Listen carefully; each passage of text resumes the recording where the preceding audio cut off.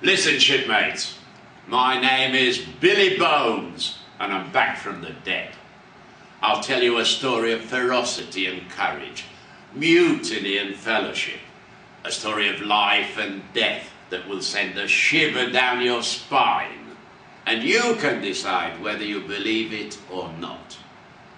It all happened about 400 years ago. A frigate called Queen Anne's Revenge plundered the waters of the Atlantic Ocean and Caribbean Sea. We attacked ships carrying passengers and cargo in the dim light of dawn and dusk, when our ship was hard to see. Our captain was Edward Teach. Everybody called him Blackbeard. Tales of his cruelty and savagery are legendary. If a woman didn't give up her diamond rings, he would hack off her fingers to get his prize. He shot some of his own men through the head so that they wouldn't forget who he was. One day I, Billy Bones, and 14 of the bravest pirates started a mutiny on the ship. But Blackbeard was a cunning devil and a skillful swordsman, so he crushed the revolt. Our fate was horrible. We were marooned on a tiny island in the middle of the sea. All we had was one bottle of rum per person. No food, no water. Blackbeard's evil goodbye gift was a bunch of sabres thrown on the sand. I understood his devilish plan. Ah yes, the rum and the sabres. He thought we pirates would cut each other to pieces in a drunken rage. Days and nights in that hell of a place were a torture.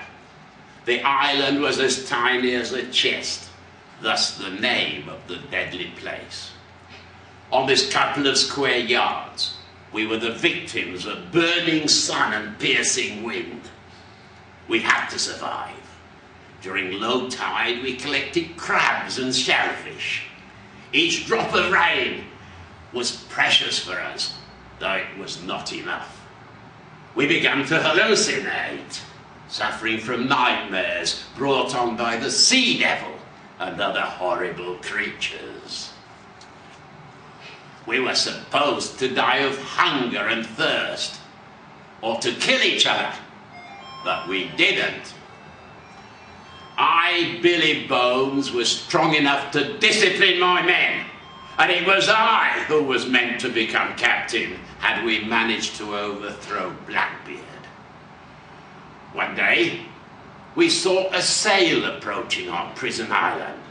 It was Blackbeard, expecting to dance on the dead bones of his defeated enemies.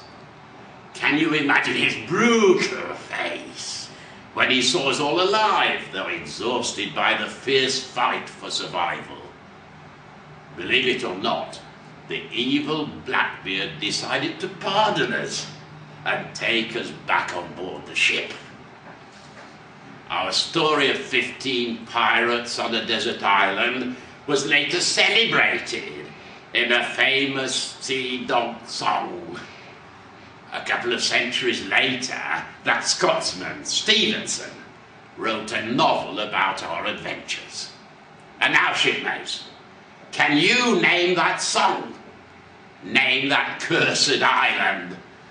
And do you have any idea why old Blackbeard changed his mind and brought us back on board the ship?